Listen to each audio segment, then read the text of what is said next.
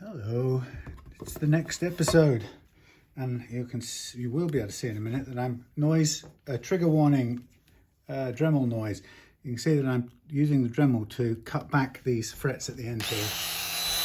So, careful use of the Dremel.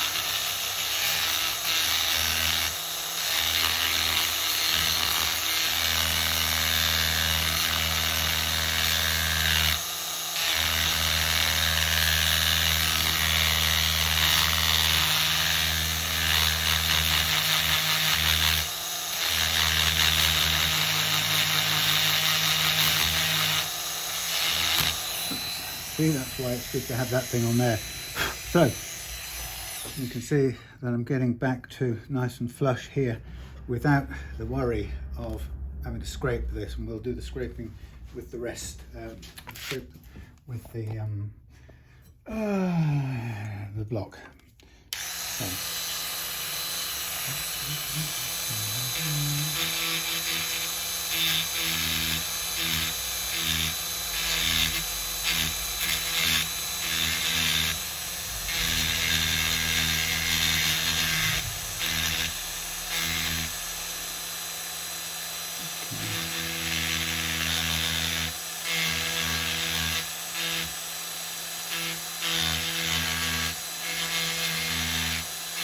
Pretty good.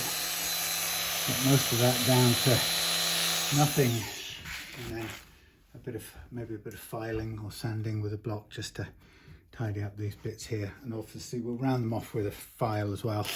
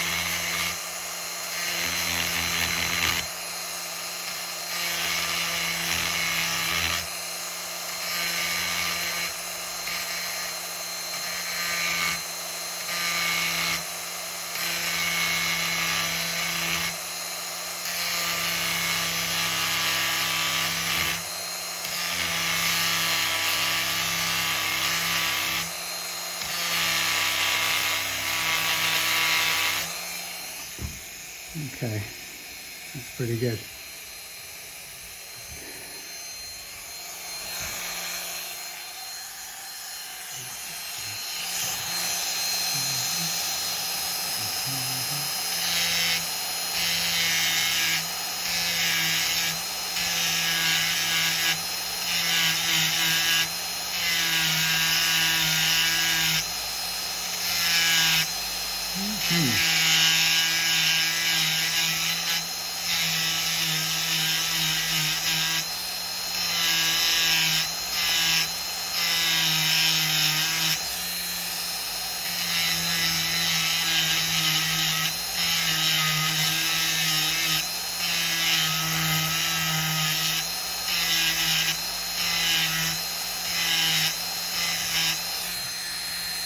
Really good.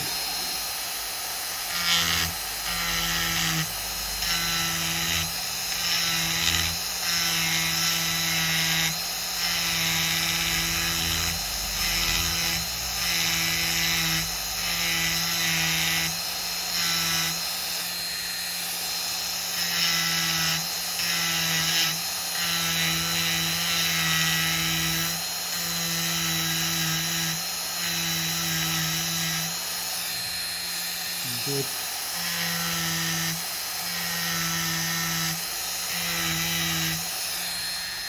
Nice, all the way up there, and a little bit of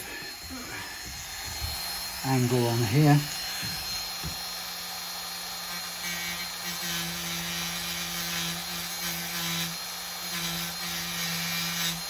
Very good. Very good.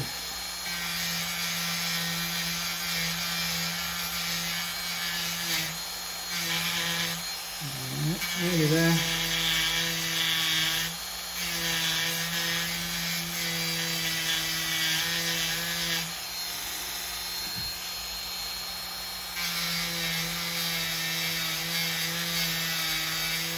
One of those jobs that needs the tongue out, as you can tell.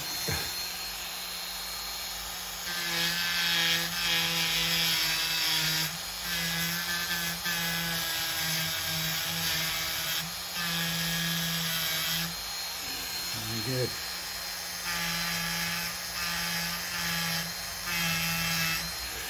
Okay.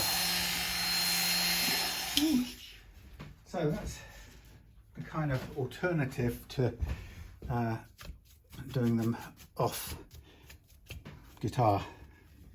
You know, you can probably guess that this is a bit harder to do it that way, but it's possible. And so we've got them, they all actually feel pretty good already there.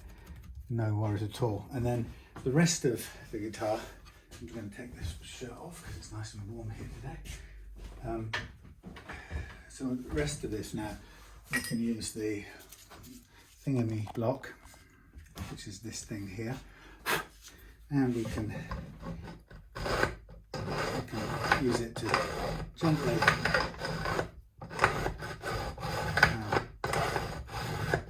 edge down the frets. And to begin with, we've got to sort of start with, you've got to treat it like it's going to skip. They're going to skip the first the first time you do it. Everything's going to skip. So what I'm going to do is I'm going to hold it down with a clamp, hopefully, and like something like that. I should just keep it from moving. And I'm now going to lightly push this up and down until it starts to move without me having to watch out for these odd sharp bits catching the end, and eventually it will start being smoother and run smoothly. But you have to sort of trim the main, sorry about the shaky bit now, you have to trim the main bits first, like this.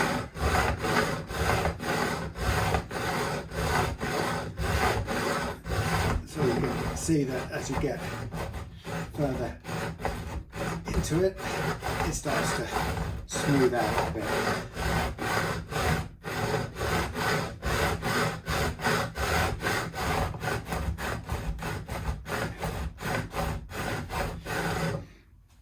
So that's getting close to being level.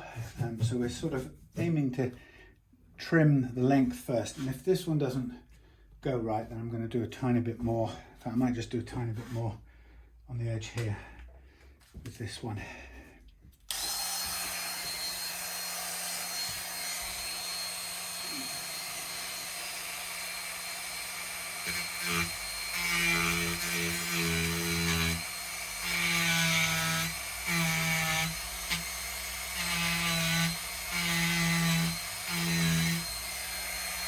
Not sure I was going to reach that very well, so it's good to have that one taken care of mostly. So I'm kind of aiming to trim this back and get all of the frets the same length first. So at this point now I'm trimming with the file under here. That's 90 degrees and I'm doing it at about 70 at the moment. So that cut inwards a little bit. Now obviously this is going to run against the edge here, which I've got tape protecting it, which is good. So that's pretty much flush. I'm going to go over to 90 degrees now just to make absolutely sure every fret here now is flush. That's fine. Now we're just starting to trim the finish here. He's polishing a little bit. Okay, now I'm going to tip it over to more of an angle. This is where I'm going to put the bevel on it now.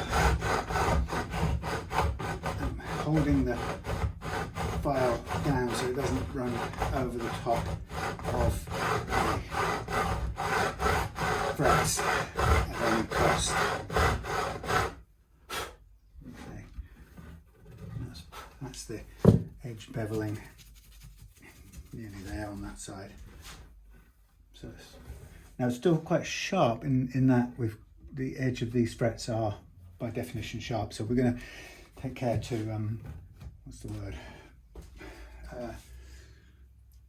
soften them up by using some other files and then eventually sandpaper as we go over the whole thing. So I'm just going to try and clean out this file's teeth a bit. It's been a pretty nice day down here. Been very lucky. I've been lucky that I've spent a good few hours of it in the sunshine reading a book, which is, I guess, the major plus of being your own boss.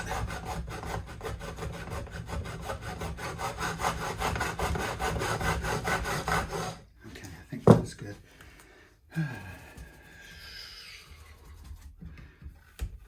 Nice. Okay, so this one is a little bit more difficult because I've got to come at this from another angle and I can't really turn it round. Normally if it's a neck that isn't attached, I can run the what's the word? I can do put the thing on the bench, turn it round, but it's not a bolt on, so it's a little bit harder to use this one here. So I think what I'm going to need to do is to I can't really, well, I could clamp it there. I think I might actually have to clamp it sort of there. Let's see. Switch in the way really, but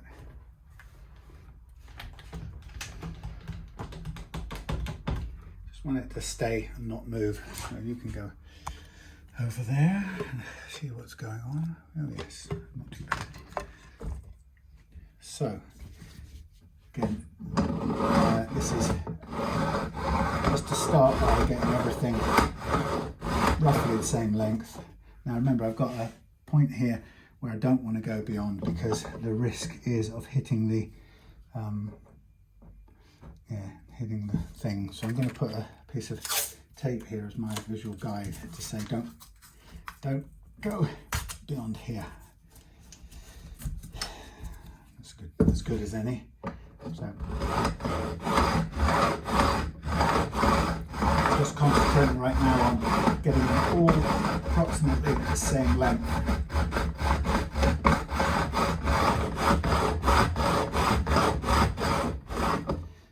The danger of this is it doesn't really want to stay in one place. How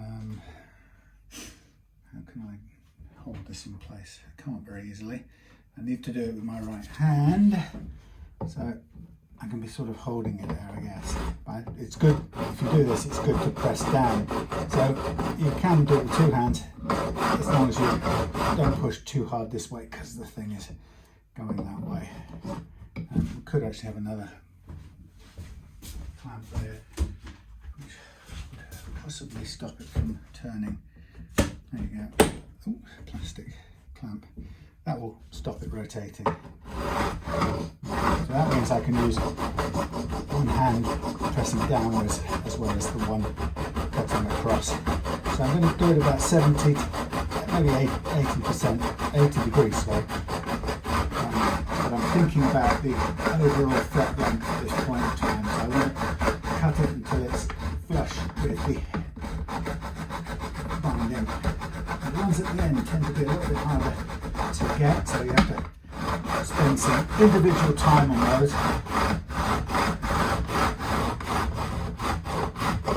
And also at the far end where you're starting, that's also quite tricky to get them to where you want them to be.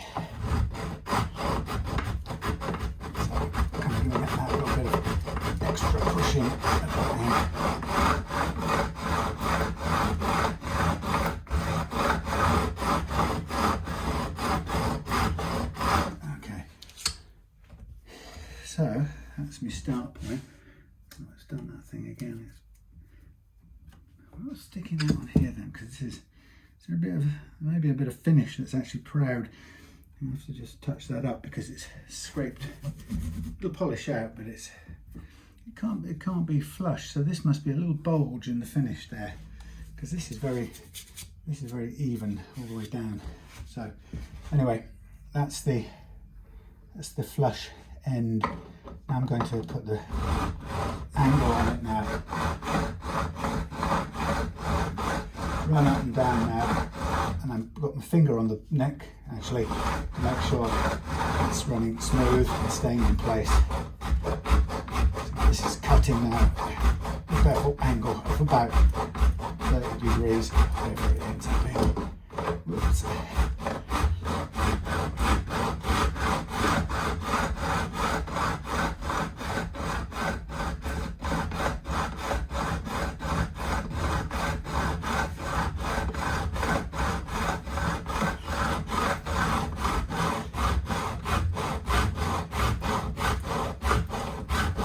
When the frets are tighter together, obviously you've got a cluster, which it's harder to get through the metal, so it takes longer where the frets are closer together. Okay, that's all starting to get very good, nearly there. I can still feel it cutting metal, so we'll continue to push until it reaches the point where it's not cutting anymore. And it's more of a feel thing. You can hear it, but more than anything else, you tend to suddenly feel it when it's not doing it anymore.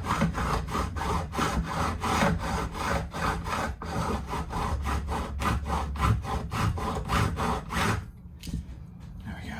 It's probably almost it.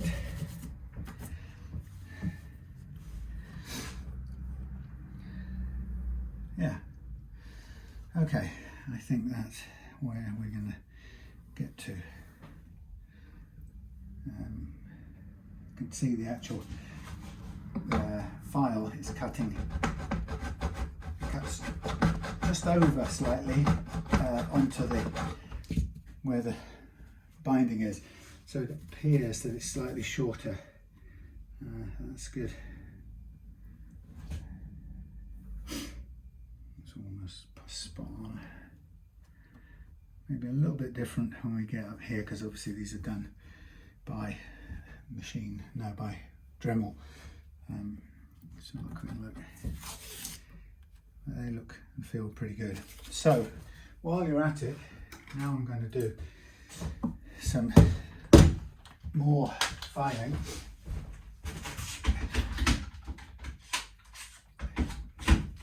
This is to round off the frets. Once I've done this, we'll stop and take a clean up ready for the next stage. So I'm just going to use this concave file to round off all the frets on the end. So when you machine them, or when you end bevel them with the file, you get an absolutely razor sharp junction between the fret end and the fret profile. So unless you do this with them and round it off, it'll stay like a blade edge. And of course, if it catches your finger, it does feel like a blade. And so that's when we know it feels sharp. So I'm just rounding this off so that junction is smoother. And then once we've done it, we can go over it with the other smaller file and just make sure there's no little sharp bits sticking out. And then once that's done, I typically wait until we've leveled, and then I make sure that as we sand out after leveling, I make sure to bring the ends of the frets into the routine with all the leveling, the polishing routine, which runs down through a series of grits, higher and higher grits until we get a polish. So I tend to soften the ends out that way. But this so far feels a pretty good leveling. Now, what I sometimes do, if feels right, but I'm not sure it will on this, sometimes let's put it another way. The only time I will level frets with a fret radius block is once I've just refretted. That's the only time I'll use a radius block to level frets, and sometimes I'll do that just as a sort of first leveling. And the reason I don't do a leveling block any other time is because a leveling block basically it imposes its radius onto your fretboard. So, as I mentioned in the previous video, it's often the case that the actual radius between all the different things is never a definitive radius. So when a thing says 12, it will be the 12 that was built into the machine in the factory, which may be different from the 12 built into your radius block. And the way you'll find that out is that when you come to level with a radius block, if your frets are actually not, or your fingerboard is not really 12, it's a little different, or if it's a little different to your radius block, you'll suddenly know it, because the radius block will start cutting only down one edge or down the middle, depending on which way it's dissimilar to the radius of the frets. So but the thing to remember is, if you do use a radius block at this sort of point to do a basic level, all you know is that your frets, you are setting your frets to the radius of the block that you've got. That's all you can be sure of. You don't know whether it's exactly the same quote unquote 12-inch radius as is on your bridge or a nut or whatever. You're imposing whatever your wooden block says it is, or whatever your wooden block is. So I prefer to, and it shouldn't be, if you've fretted the neck yourself like I have and you've re-radiused, then what's true is that your frets at this stage, my frets should be, these frets should follow very closely the 16-inch radius, because I used the same block. I would have used the same block to radius the board as to run over and do a fret leveling, or a mild fret leveling. So they should, obviously the same block will do the two same things. Now I've managed now to suddenly lose, it's incredible, I've suddenly lost, there it is, the brush. Yeah, so in this case, if I did a fret level now using the radius block, it should be pretty close. Now you can, I don't usually use this because I don't find them very accurate anyway, and also I normally do my work with the strings on and the neck relief, but you could, for example, get an idea with one of these levelly things, and you could get a sense of how close these frets are. There's a little bit of rock, you'll expect it. Whoops, that's missing altogether. Change to a bigger size. Yeah, there's a little bit there, so that would suggest that one's a little bit high. Now the question for me is, I would at this point probably use do a leveling block radius if there's enough difference down here to warrant it, and there's a little bit, so I could get some of the heavy lifting done. That's, I guess, what I'm saying. It's not bad. That one looks like it's a bit higher. So let's imagine we're going to do that. So while we're at it, let's begin with painting the frets. The thing is, once they're in and tapped in and glued, then they are in their set place, and the question is, you don't want to be hitting them any more or less. If you think they could go in a tiny bit more, mainly because, as far as I'm concerned, the glue is set where it is. I would rather now do this, which is to run a 16-inch radius block down here, and in doing so, just pick out and address the high spots. Now this is quite heavy grip, so I'm taking it quite lightly, and I'm just reading what it's telling me about its leveling. So it's taking the ends, or taking a bit off the end of some of the ones that I knew were sitting up, and there are some are just touching all the way across, which are just telling me is fine. And we can do a check on the bits that we sort of know were a little bit out, and there's still a little bit to go there. So you can do this until you're at the place you want to be. It's not a bad way to move a bit of earth before you do a precision level. And it means you're just cutting down the precision level part of the time. Okay, so like I said, there's almost never a straight off, perfectly even set of frets. It just doesn't happen. Well, it very rarely happens. And also, I don't trust these things, but I can see where it's taking away the high bits that are just sticking up a little bit high. So what I can do now is just a little bit more, and then I'll be happy with that.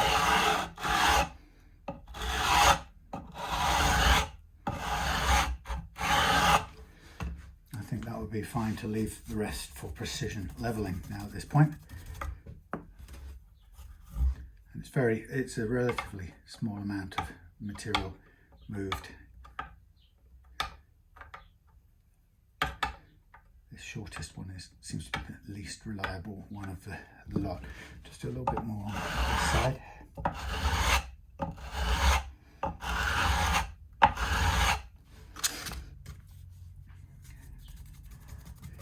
Now, you know, as I say, when I come to the final bit, we'll use the banana method as the last leveling, detailed leveling, precision leveling, if you like. So some of them are just showing up a little bit at the end, like that one.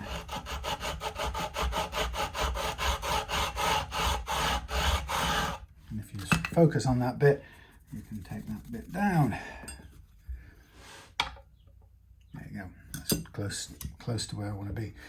So that's a start point, and then what I would then do with this is take every one of these frets, and I would just, it's a bit difficult here, but I'll just file into the very corner bit here, where often you can get a little burr developed, and it will stay there and fingers can pick it up.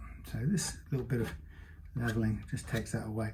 Now the grit that I've done this level with is quite high, so what I might do is just run over the top of it again with a much gentler level, and I just need to check what it was, and then because it's much better to go just wear down a little bit on the scratches you put on a fret with something halfway, rather than make a big jump in grit and hope it will take it out, because the danger is you'll still end up with some of the original scratching on there.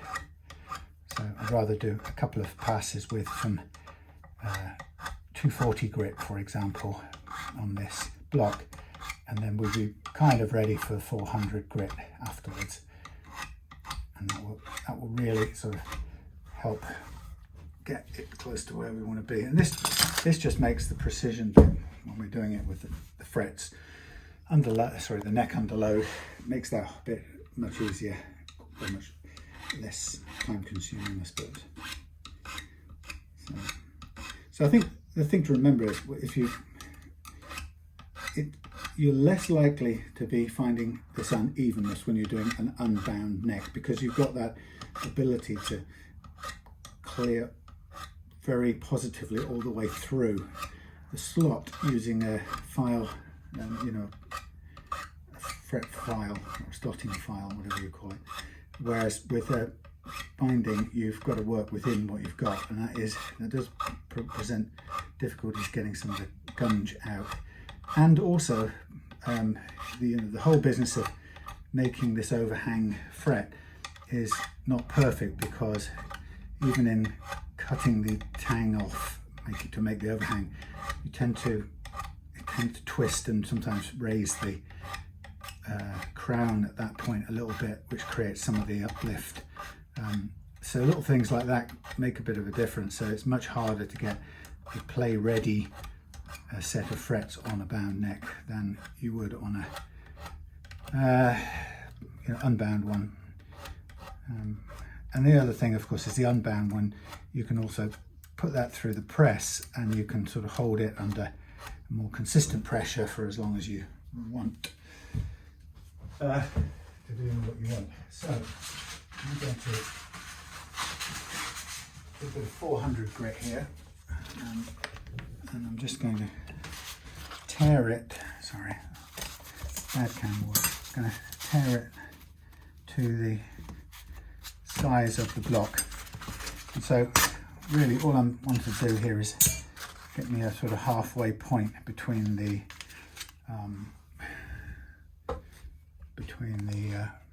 one I just did and the one we'll be using later on.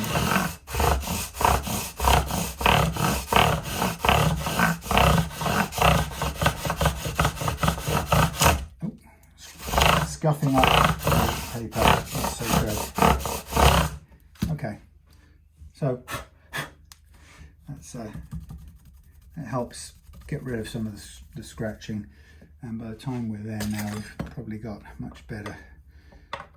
Yeah, nice, tiny little bit of rocking, but we'll take care of that with the appropriate 400 grit leveling process. Right, so there we are. Regard to the little scratches, I'm going to do some polishing on there to make sure.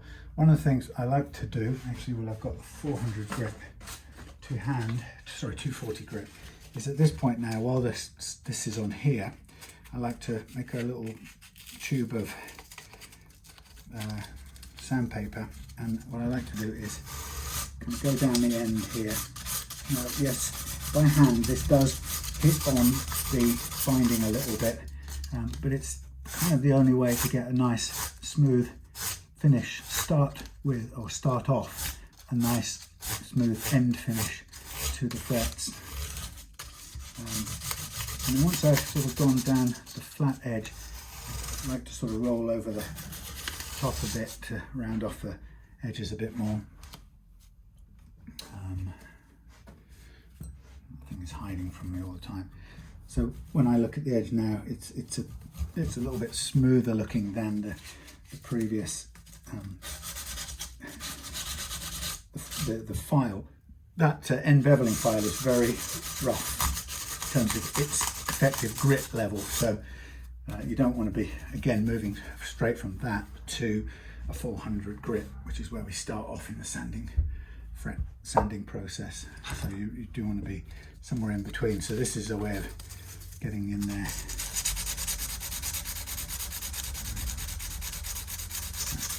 So diagonal first to clean the faces off, and then once we've got those faces clean, I'll just sort of roll it in across the top a bit, like that. And then we sort of get the feel of it. It's not feeling bad right now, as it is. Okay, look at that. That's definitely some sort of little bulge there that this is snicked off with the file. So I'll have to do a little bit of extra gloss finish. I'll use some waterborne hand applied, which is fine. Okay, so this now is ready for me to do with the fret leveling process. So what I think I'll do at this point now is take all the papers off, and I think it's probably time to set about cleaning as much as I can. Start to get it a bit nicer, and I think for that I'd also want to clean up the workbench as well. So first thing I just want to do is clean off the obvious sanding dust and the obvious surface dust that there. Now these knobs, by the way, we're going to replace, but due to something I can only suggest is to do with the bank holidays this week, these replacement knobs have not arrived. However, I do have alternatives. I've also lost my knob puller, which is another really annoying thing. So it's kind of telling me that until such times as I thoroughly clear up this area here, I ain't going to be able to find it. But it is nuts because this is exactly where it lived, and I will have taken it with me back home, but it is not showing up anywhere obvious. So as a consequence, I'm not puller free, so I really would have to take all of this apart to find it. I think I ought to, because it's making removing these particular knobs difficult. And the only way you can really do it is to, well, there's a couple of ways, but you can get some string under there to pull it up. What you don't really want to do is waggle anything under there that's likely to press on the finish, and this one doesn't want to come out. My double-handed grip usually works, except not in this case.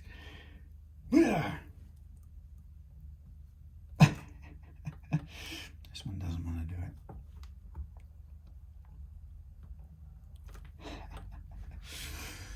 it. So on that one, I might find my little string, but I just don't understand where the most obvious tool of them all has gone. It's a hanger up tool, so it should be hanging up somewhere. Hell, I can't find it. I don't actually think that this type of string will be thin enough to get under there. No, it won't. So the only other alternative I've used in the past is a little bit of cloth that gets under there, and you can hook it under and pull it up if you can get it far enough under, like so, maybe.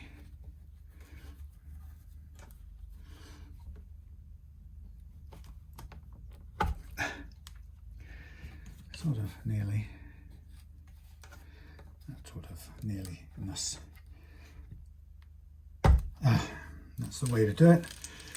Right, put that up there. So we can get a good clean up on all of this material. We do need another jack thing, but I think, what am I going to do? I think what we'll do is, I don't really want to clean it up actually until I've done the fret leveling. So I think I'll do, here's my clever thing. I'm going to use a bit of the scratch remover on the front and back of the headstock, and then I'll clean that up as best I can, including get rid of that goo on the back there, and then I'll put the tuners back in, and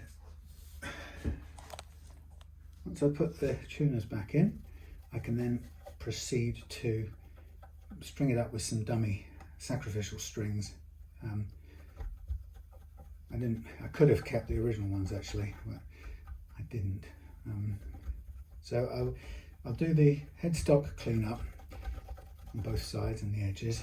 I'll get the nut ready to go into place, and then we'll do the sacrificial strings on, some spare ones, and then do the fret leveling part of the setup. This will come off, although it could also come off with naphtha, but it comes off pretty well with this Stumac polish, which my jury is still out on, but seems to be doing all right.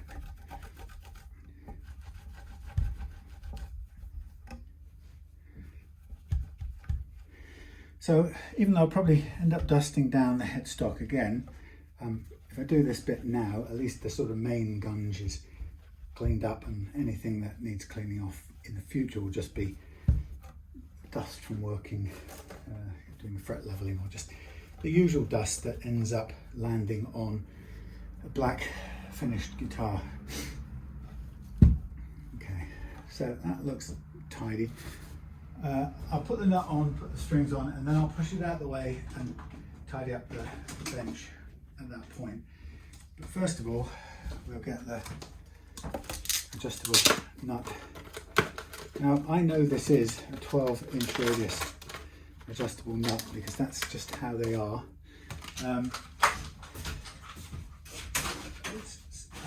in essence, Tusq doesn't really make anything that's close or even anywhere near 16 inch radius. So anything that you wanted to do an exact 16-inch radius on, you would have to be you'd have to be taking a stock, another nut, and either modifying it or using doing it from a block, and basically crafting a custom nut from there. First thing I'm going to do is I'm going to sand out these feet. So I want to just make them flat, because I always like to have them flat to work, so they spread the load a little bit better. So while they're in there, I'm just going to work them back and forwards until they are flat. And I'm getting there. This does help to spread the load of the grub screws on the 3D printed plastic. So far I've not had any problems, but I just do it as a precaution, because if the grub screws have any sort of pointed edge, like a point grub screw or a cone point, then they will press quite hard into the plastic, and it's not worth running the risk if we can just do this bit now and sort of sand it back to as flat a foot as we can get away with. Looks about right to me. So the idea being is we mate this up with a receptacle, a base. And these are some of the new ones, I think, that Gerard made for me, but they do fit. Look at that, what a beastie. And then the idea is this will drop into there. Might need a tiny bit of thinning down, which is no problem either, because we'll do that on here like so. Just trim the lip off the plastic, for example, and any other thickness that needs to come off it. Makes it a bit grubby to begin with, but we can tidy that up on a little bit of new fresh paper somewhere. So the idea is I'm going to get it to fit in this gap first, which it isn't doing just yet. So I'm going to now cut down a bit on the front face, and the reason I'm doing that is to make the front face a completely single flat piece. So when you join them together, although they're very close to being flat, it's now a single surface, which is great. And then I just try it in there. I don't want to push too hard, because if it's still too big, it may well split the finish, which it'll tend to want to do. So here I'm just going to continue very lightly sanding it down to reduce its overall thickness front to back, and that's also cleaning it up a bit more as well. So just testing it in here, and it's very, very fractionally out still. So keep on going to reduce it, and sometimes it's quite good. You can do it on the largest face, which gives you probably a sort of flatter cut than doing it on the thinner of the faces. Right, that's almost, that's just like almost perfectly, a tiny bit floating on one end because it's fraction thicker. Let's just tidy this up. So once it's the right size, it will slot into the nut slot, and then we will, there we go, it's going to sit, hopefully sit right down into the slot. If it doesn't, oh it does, that's perfect. Look at that. Now the only question now is, with the feet all the way down, will the strings be sitting on the first fret? And I reckon they absolutely will be. So that's great. We can basically, all we have to do then is go up from there. So to begin with, I'm going to drop that back in for the time being into place, knowing that that's going to just sit there perfectly. So I think it's time to get the tuners back on board. Then I'll put the strings on, then I'll hang it out of the way. So Tuna Replacements. Now, Tuna Replacements sounds like fish we're talking about. So what I might do here is just get a cleanish cloth and just do a little bit.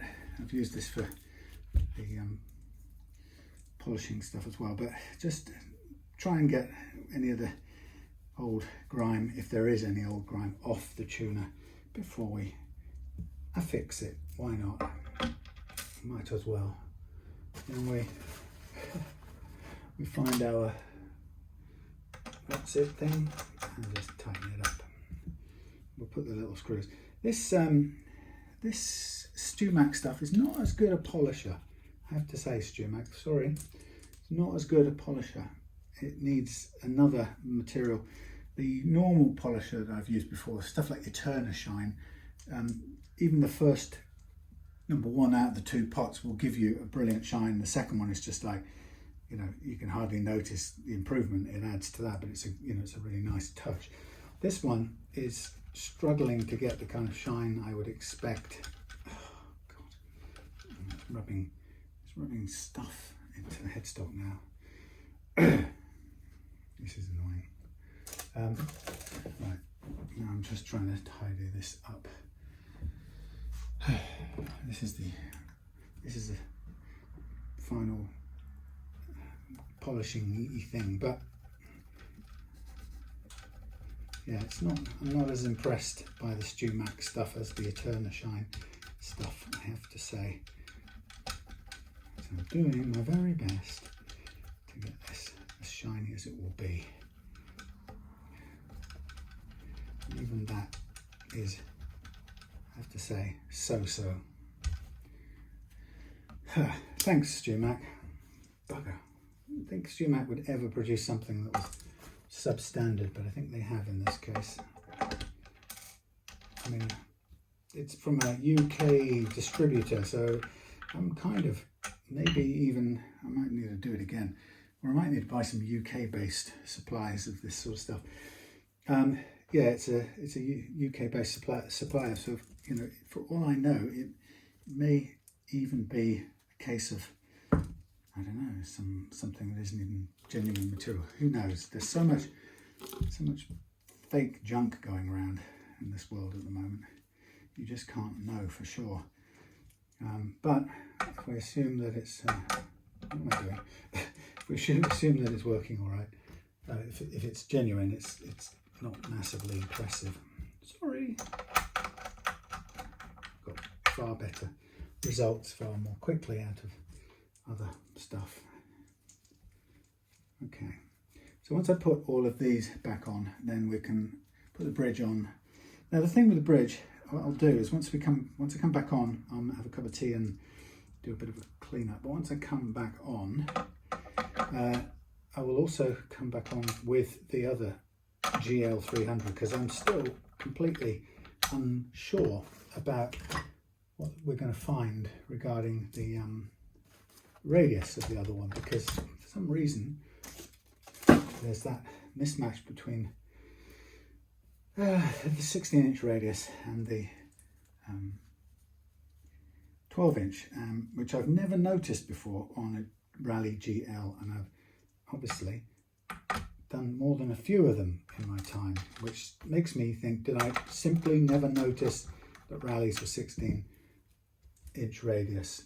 And then the question after that was, if that was the case and I never noticed, but I just carried on and did them anyway, then how come I didn't notice any issues with the mismatch between the 12-inch nut and the 12-inch radius bridge? Oh, sorry. Yeah, if they're really 16 radius from scratch, from the factory, how come I didn't notice when I put the 12-inch radius adjustable nut on? Why didn't that create a problem? And equally, when I put a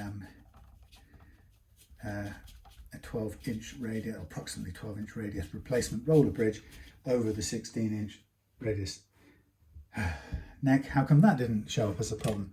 So I'm a bit confused about what's gone on here, and whether I've just missed it out all this time, or whether maybe this is an unusual one. Maybe this has been worked on and maybe they're not all 16.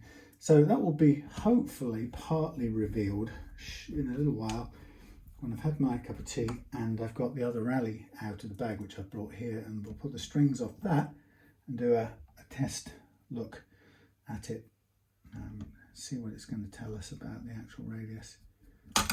Why is this? Oh, that's because it's not even in the right place. Holy cow.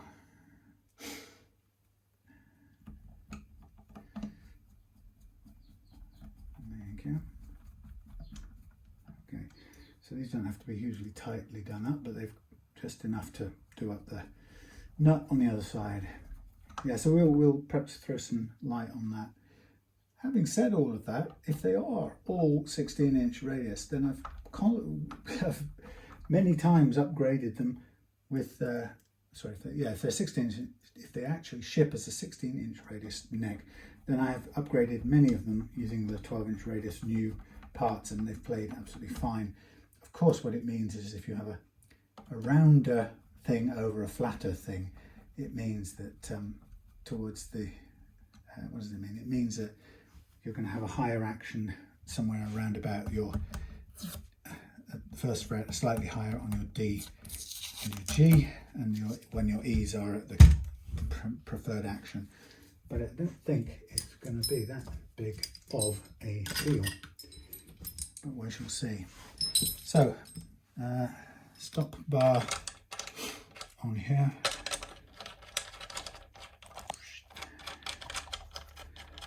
Bridge post.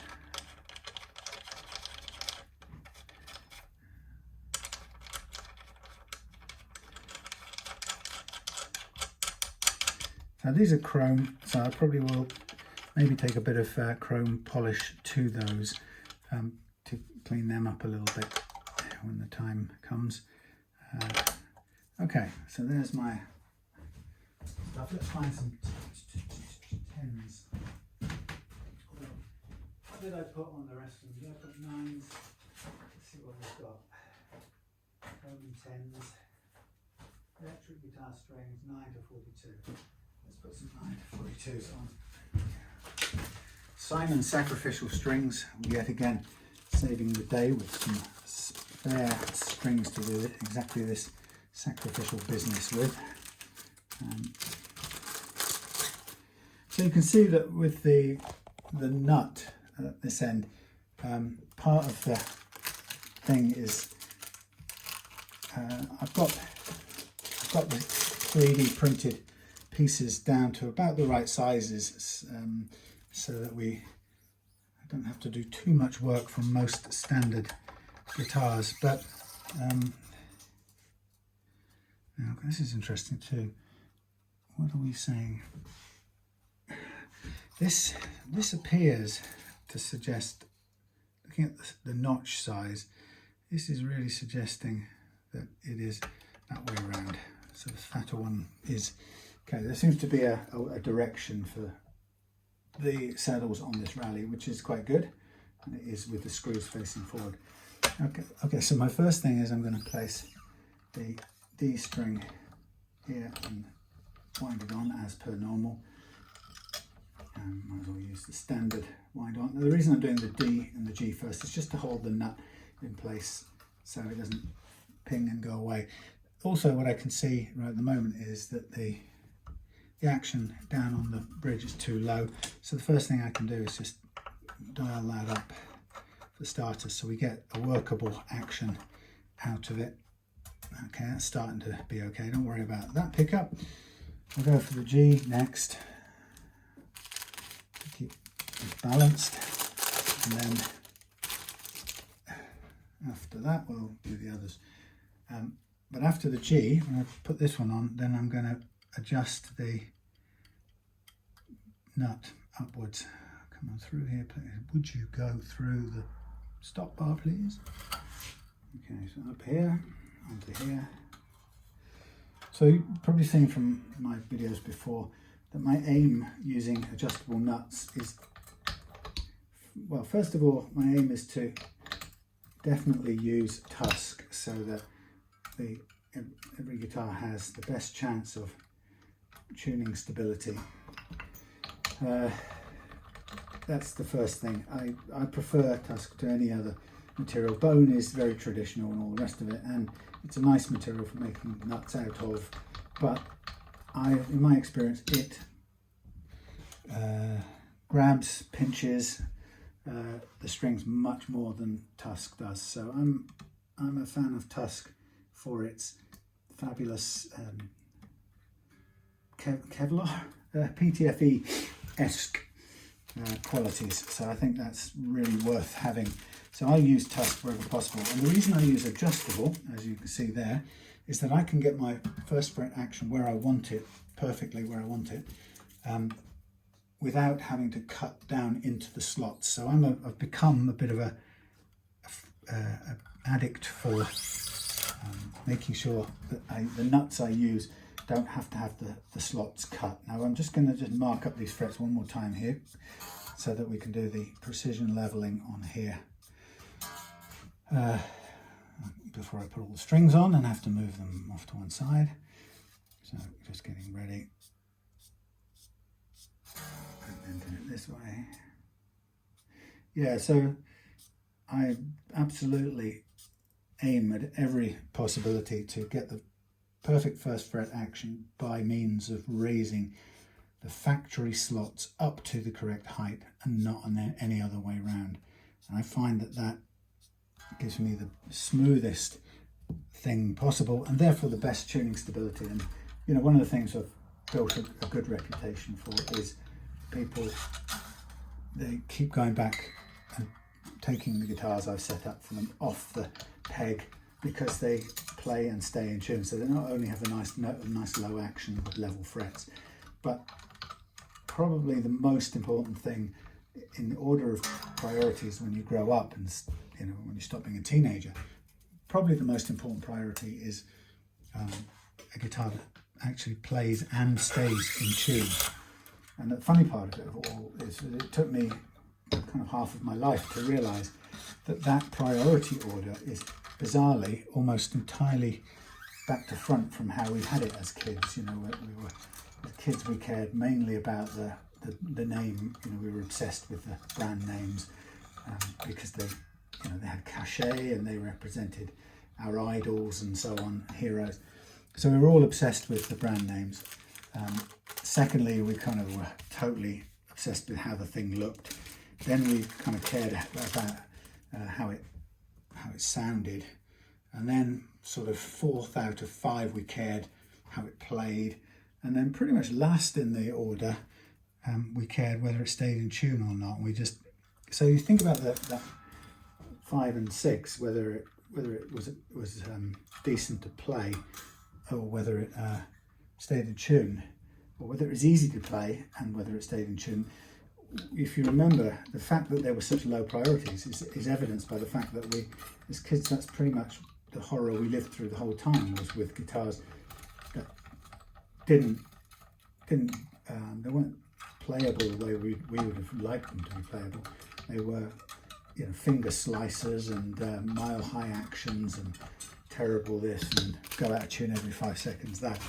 And we just kind of accepted it because we didn't know any better and we didn't know that it was a kind of way of having a choice. In fact, the only choice, if you remember, that we were told as young guitarists, pretty much, the myth was that someday in the future when you had money, you would buy a guitar that stayed and played in tune and that was easy to play.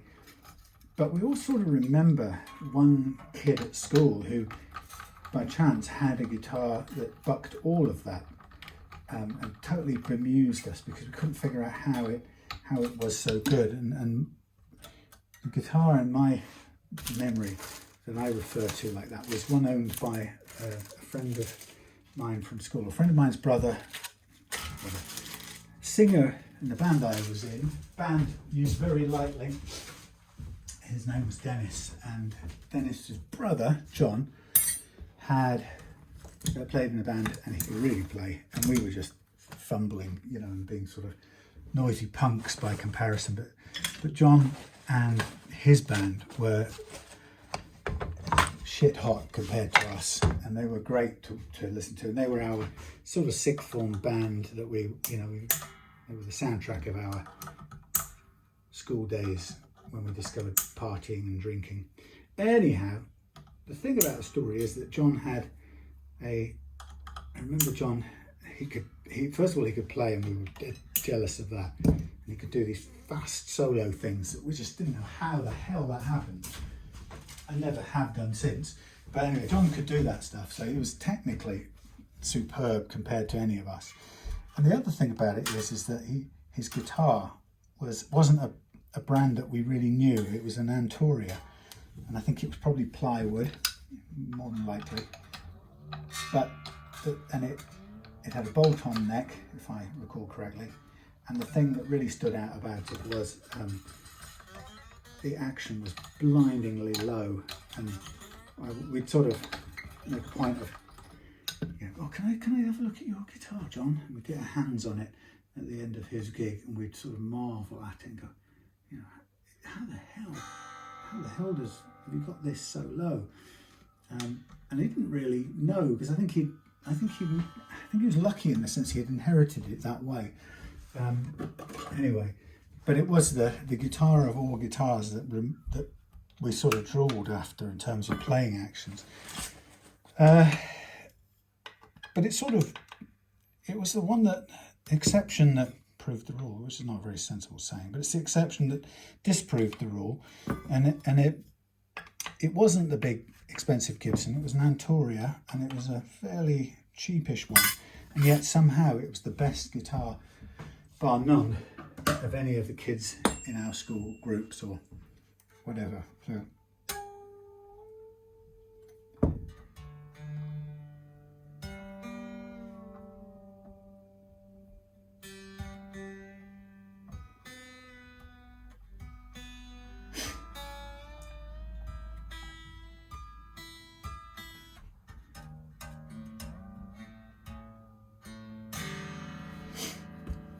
now, what I never knew about John's guitar was whether or not it stayed in tune. That's something that was a bit beyond our kind of asking him about in those days, because we didn't really know it was even a thing. I guess we knew that the guitars we had were a bit out of tune, but I don't think we ever understood we didn't have that sort of lived experience of how awful it was when your guitar is badly out of tune. But anyway. And I'm not sure, if I think about it now, when I think about my mind's eye hearing John and his band playing, I don't think it was always in tune. Not just because it was the punk era, but I don't think that guitar, I don't think John, well, certainly they didn't have Tusq in those days, and I'm absolutely certain that, and I'm sure as a schoolboy, I don't think John had figured out the tuning kind of equation, because nobody else had around that era, and none of the guitar techs who were selling their services as guitar setup in the music shop down in Coventry, for example, none of them were explaining, look, this is why your guitar is so hard to play and it doesn't stay in tune because blah blah blah. Nobody really explained that, so I don't think they knew either really. So okay, I've just a quick thing. I've done the action at both ends, and one thing I forgot to do was check the neck relief. So this is currently very low, so I'm just going to adjust it to give it a little bit more. If I can find where I've put the thing in my... I didn't tidy up, I went straight into the fret leveling, but that's okay because I was just in the mood to keep going. But somewhere, here it is the thing. Now for a bit of extra relief, light relief, I'm going to turn this the opposite way and see what we get. Don't want too much, but I don't want none. I think that'll be good. Right. Yes. So that was the. I guess that was the thing that we sort of all believed, that thing about, oh well, one day maybe we'll get a Fender or we'll get a Gibson and it'll all be, it'll be all the tuning worries and it'll have a beautiful playing action and everything will be just fine. And I think we sort of just believed that, and there was no reason why not to believe it, because it was what was, I think it was obviously in the manufacturer's interest for you to believe that too. It's not the greatest angle, I'm sorry, but this is one of these sort of low-tech videos. Anyway, so yeah, that's all we knew in those days back about then. But having said that, you know, it's why John's SG, it was a, what do you call it, a Antoria SG, sort of very brown looking colour, and it's why that guitar for us stood out a mile from other guitars that we had or knew at the time. Absolutely loved that guitar, and of course I think he's still got it somewhere. We're sort of in touch a bit. He still plays, he plays a lot up in Kent and London area. So I'm just going to now testing the notes.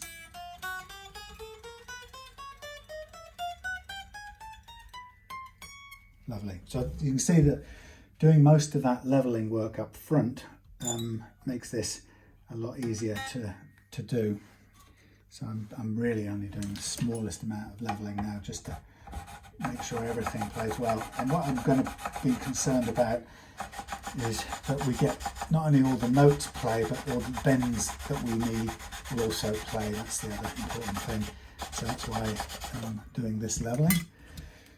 So we don't want any bends to choke out when they go across into the G track. And that's usually where you get the problem, but I won't really test that or check that until we've got across into the G track.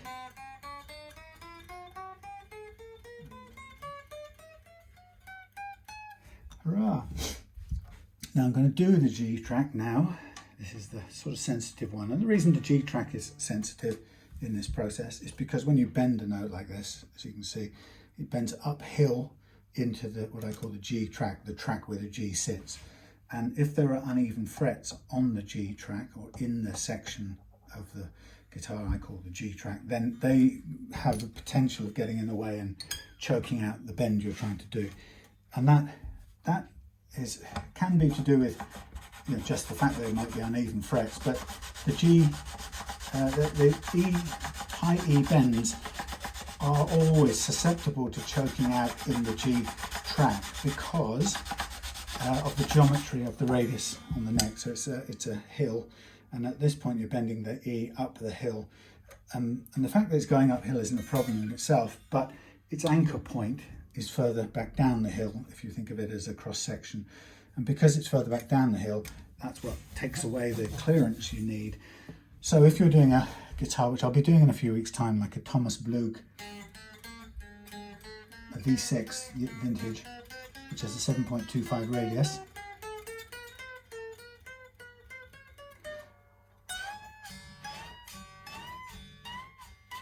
Wow. Fine, great, at the target action. So yeah, with a V6 Thomas Blug 7.25 or 7¼ inch radius, it's a very rounded, tight radius versus the 16 inch on this currently. What you'll find is that because the radius is tighter, the hill it's going up is greater, and therefore it's likely to choke out. So you can't have as big bends for the same low action on a tight radius. So with a 7.25, you have to understand that not to carry on leveling and chasing the lowest possible action. You have to compromise somewhere, and it's not a defeat, it's not an admission that your leveling isn't any good, for example. What it is, it's a physical constraint of the geometry at hand that you'd be crazy not to take on board, because if you didn't take it on board, the danger is you'll just carry on leveling, and you'll be completely diminishing returns. In other words, you'll be costing yourself fret metal for no payoff because you won't improve it.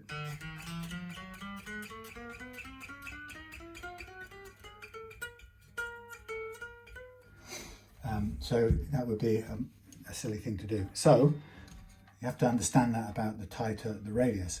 So tighter radius, the geometry imposes limitations for high notes when bent. They're liable to choke out, and you have to understand that for 7.25 and sometimes even 9.5, there can be a limit to how low you can have the action and avoid chokes on bends. And if you know that, then you won't spend too much time and fret metal chasing an impossible action without chokes. Now the amount that you may have to compromise for it to work perfectly well is only small.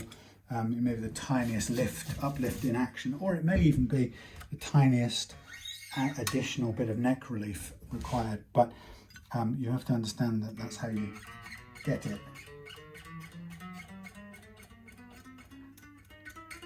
And certainly not by continuing leveling, hope of trying to find it. So we're pretty much all there with this. And I think before I go off and do my cup of tea, I think I will just do the fret crowning part of this, and then we can kind of park it for the time being, and I'll come back after that. So this is the precision leveling part. We've got the first fret action, we've got the neck relief, and we've got the last fret action all set where I want this guitar to play at. And so this bit now with the guitar set how I want it to play, this process of leveling now, as you see, is my way of making sure the frets play at that chosen configuration. And what I'm doing really is sort of beating them into submission. And that's the great part about this setup process, is that we tell the guitar how we want it to play, and then kind of make the frets comply with that.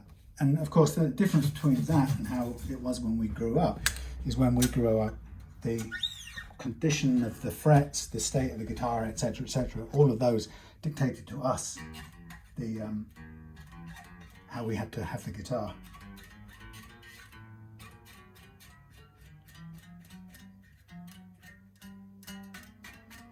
Tiny little bit up there. Yeah, so that was what characterized my childhood of playing guitars, was you know, the action was set by the uneven frets, the you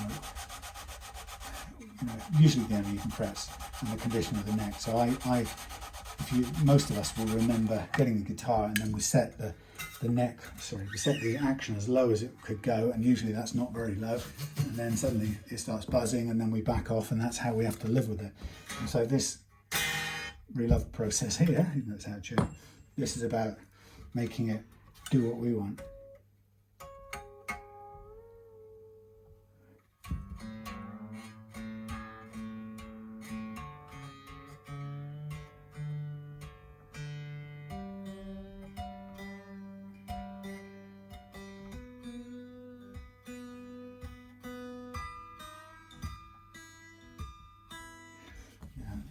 No pinging on the fret, on the tuners or anything, on the nut.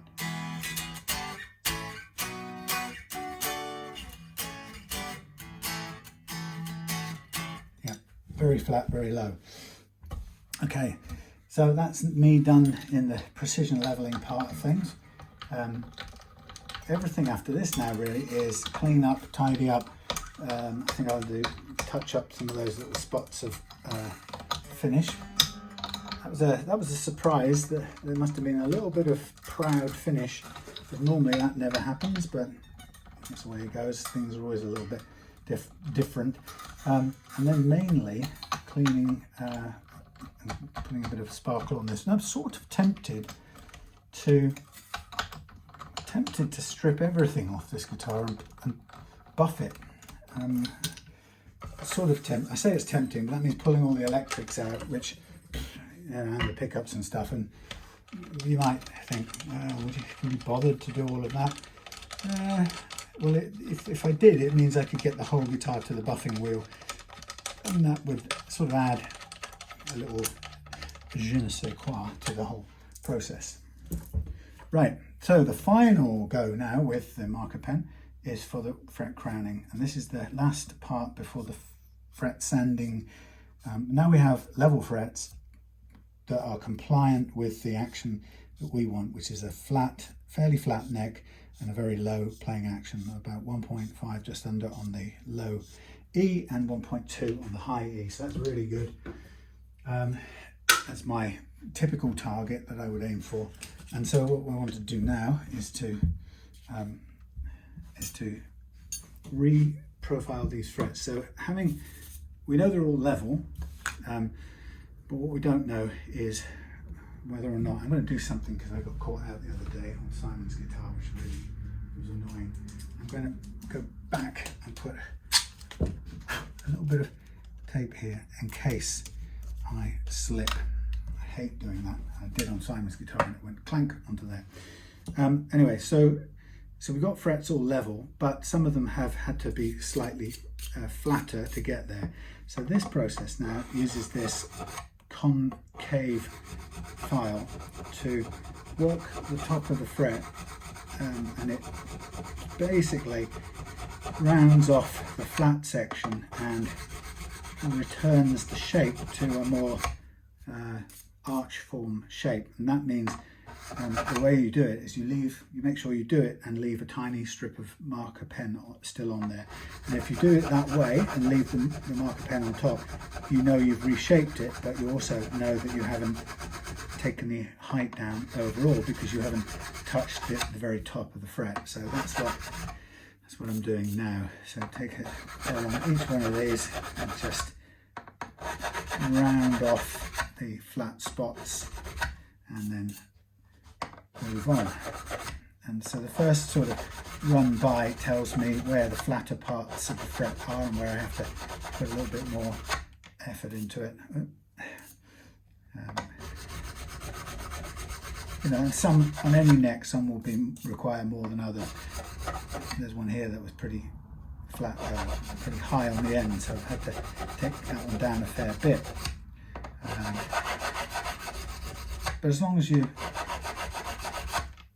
recrown like this, then you get nice playable frets out of it at the end. So just reworking the material that we've got and reconverting that to a nice arch shape that we want. So once I've done this, I will go off, do some tidying out, cup of tea, and the next part of this, and I'll do it all as one video, but because I want to finish this tonight, but the next part of this, the next step in this video will be to tape all of this off again, and this time to sand out the frets to a polish level. So it will be getting rid of any of the scratches from this process that we've been doing so far, the leveling and the crowning, and then get them into a plain shine. And then once that's done, I can concentrate on cleaning up the body and or any other alterations. And of course, one of them that we intend to do is to change the those things. In fact, I've probably got loads of them, those Gibson black hats. In fact, I have got loads of them.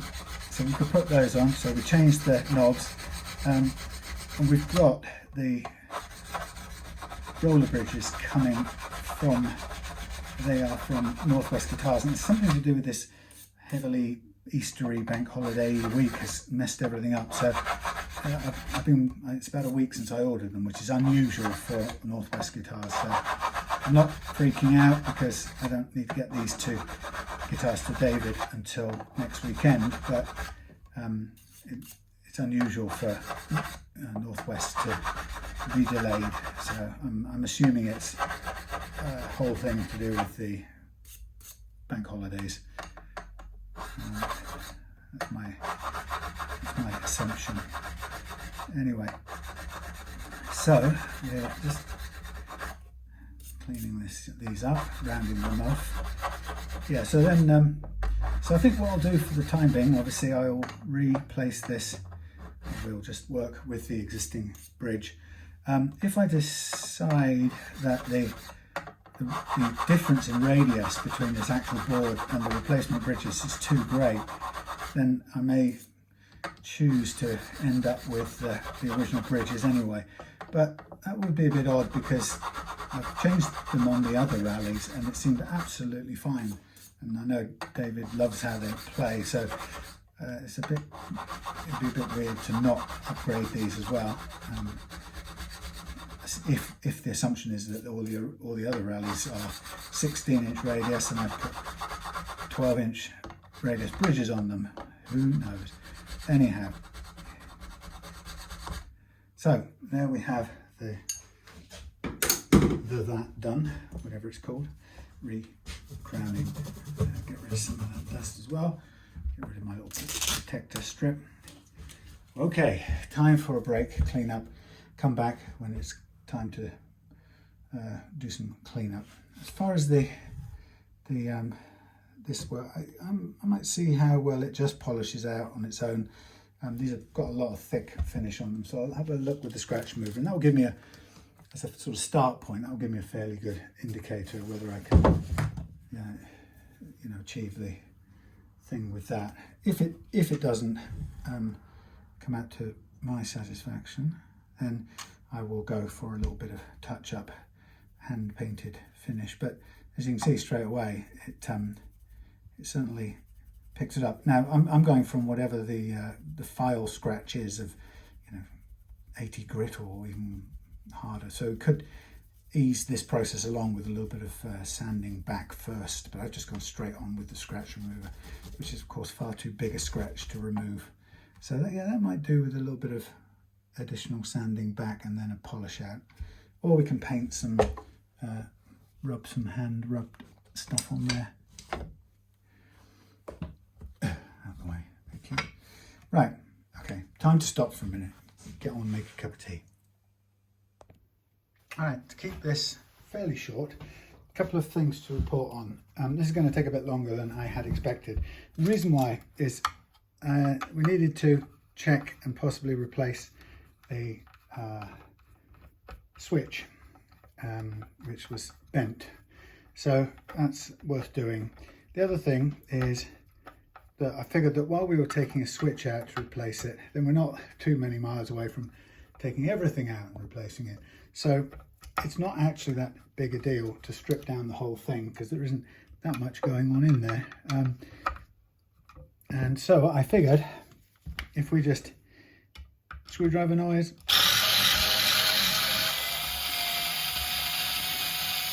if I take this all apart, then we can do the little finish repairs to the body, which along the side where the fretting, the beveling took place, and then strip down like this now, and then it's easy to put the whole thing through the ringer. No, put the whole thing into the buffer. All I have to do next is let's put you on the far away view. All I have to do is cover these over, which I'll do with a bit of double-sided sticky tape. It won't be perfect, but it will keep them, keep the the buffer wheel skidding over there. So we can do the whole thing. What that means is, on the bits here that I'm going to do a little repair, that little spot there where it's dug in. See that? That's where the thing is dug in. So I'll take that home and paint a little bit over that finish. Let it dry, sand it back, and then sand it really finely back, and then a bit of polish, and then we can sort of follow up. End will be buff it out, and so the whole thing will it'll give all of this a brand new look. We can also buff the frets because they're all done now, ready to play, and the headstock and everything. So I think that will be a good thing. It'll add another video to this, but I'll show you when I buff it. I suppose the thing I can do right now is which one's the easy one? Which hard? Which is easy? Which is hard? I've got to put something on that will stick on. Now I've used the double-sided tape before, but I'm wondering whether this wouldn't also work. So I'm just going to cut some little pieces of foil in a circular shape. Well, it's not going to be easy, so I'll start by cutting some squares. The blade isn't getting very sharp. And then I will put these on here. This is definitely running out of sharpness. Let's get another blade from here. Just make sure I've got enough sharpness to do the thing I need to do. So yeah, what I'll do is I will place this blade with a new one, and then we'll put some silver stuff on there. And I'll wrap this guitar up and take it home, put it in the bag, take it home tonight. The question is, did I actually? No, look at that.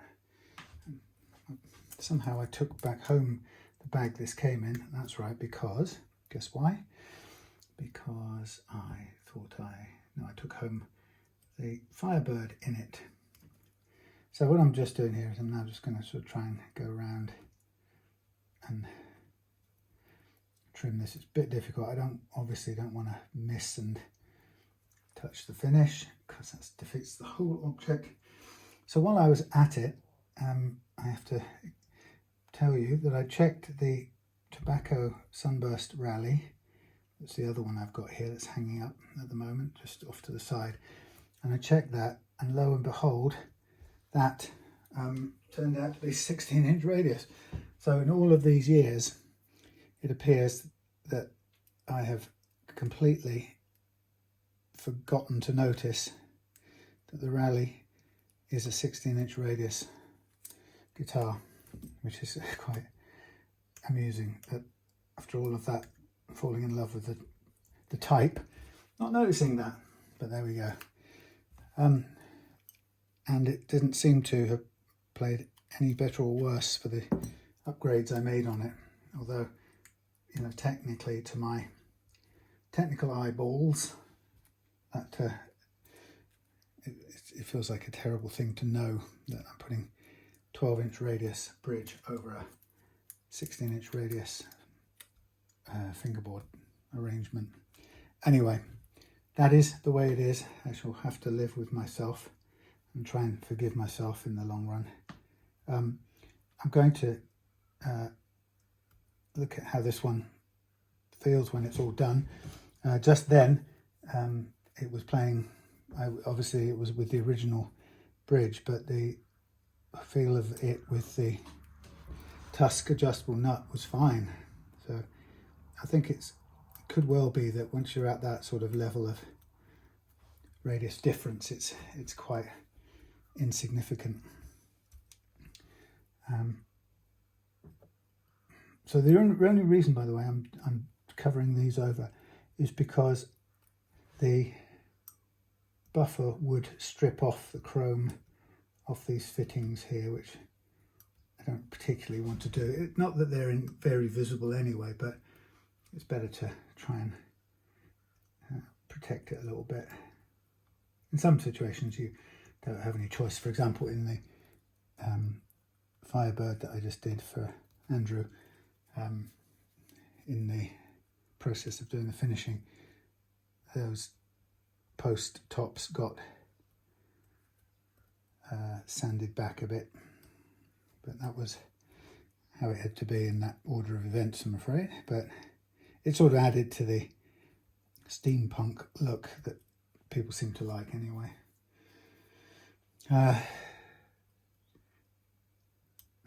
So, okay, that's not perfect covering really. There's a couple of little tiny bits still getting in the way. Yeah, so despite that being a slight mismatch, it seems okay. We shall live with it.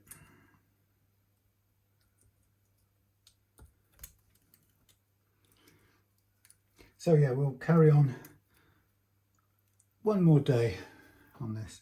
It's a beautiful sunset out there tonight. It's funny because the weather forecast is claiming it's going to be just cloudy tomorrow, but the way the weather seems to be at the moment, seems to be turning out much sunnier than the forecasters predict. Much pleasanter weather.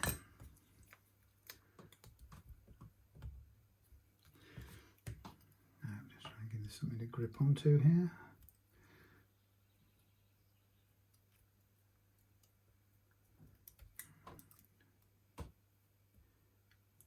Right, so there's my covered off bits, and that will be good for buffing.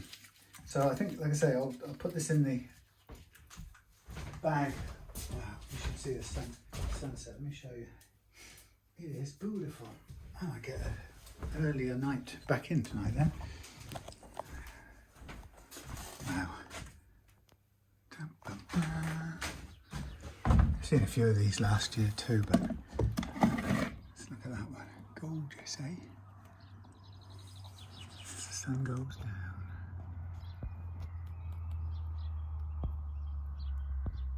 Can't really shut it down any more than that. That's our golden orb, and up there is our golden dove. Whoop, whoop, whoop, whoop, whoop, as they say. Oh, right, so that black one will go home in there. There's the other one. Pretty too. Tobacco, iced tea, tobacco, iced tea probably. They have different names from iced tea, tobacco sunburst. Right, so I have got plenty of this finish at home to work with, but what I'm going to just do is wipe off the last bit of glue from the neck, from the masking tape, before I go take it home, just so that's out of the way of anywhere I want to do any painting on. This is a, you know, it's an extra step that I don't mind doing because I want to make this one as good as it can be, and we could probably just sand this back and polish it, but I do want to, I'd rather build it up properly. And I know from years of experience with these, you can use the sort of wipe on gloss poly to build this back up and then buff it out, and it does a pretty good job of it. So frets are all done.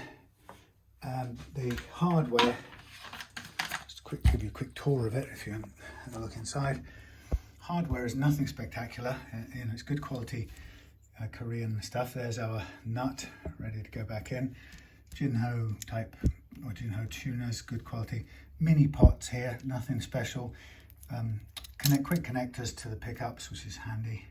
And these are, can't remember who makes these now. No, I've seen them before, but BHC I think it is, or BH somebody. Can't ever tell which way up it's meant to be. BH, it's BH anyway. But they're perfectly good. They work really well. Probably even similar company that makes, same as the company that makes them for Epiphone. I have a feeling, but I could be wrong. I'm just guessing that bit, just on looks. So here we have it in its shiny, dark, moody entirety.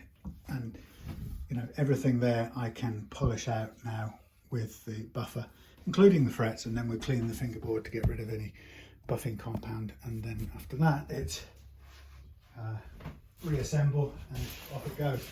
So it's not a bad one to do. I'm pretty certain, famous last words, I'm pretty certain I've got the finish that I need at home. But if I hadn't, I've got some here, so I'd probably be smart to take that home with me, just in case. There's nothing worse than thinking you've got it and then finding out you were mistaken. I'll take a little brush, a couple of little brushes here with me to do the, actually we'll take that one because that's been used for a thing that's called shielding paint. Right, so I'll take that one, brushes home. So we're going to be run over time with this black one, but I'm okay with that. So there's all its innards waiting to go back in. But I think if I get the, I'm not going to have much chance tomorrow, but what I can do is get the, actually I could get the, I'll do the finish repairs tonight, leave them dry till the weekend, and I might end up doing this one tomorrow daytime. This will just be a straightforward. Again, the bridges haven't arrived. The thing that interested me about the bridges is finding out what actual radius this is. And I just find this is incredibly difficult to do, because the only way I've figured out that you can do it is to basically try and put this across, but you can't really judge it off the top of the saddles. What you've got to judge it off is where the notches sit. And that starts to be a bit made up, but actually it does look like this is a 16-inch radius bridge, because if I bring a 12-inch radius to that. And if I were saying, look, it's a bog standard 12-inch radius bridge, but actually when I put this down on it too, let's put a bit of light background behind it.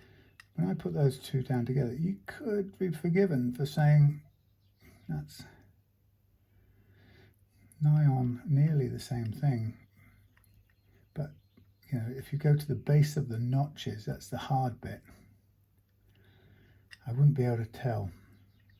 I guess the only way you can tell is when you measure up from the last string, the last fret, or wherever you measure. You should see, but the differences are going to be so tiny in vertical height. That's why I don't think it makes that much difference. And I certainly don't think it's enough to worry about putting the 16 over the 12. No, 12 over the 16. Anyway, that's it for now. Thank you for watching. I'll put this one up tonight, and then you'll see the last episode to Saturday, probably. Yoo-hoo!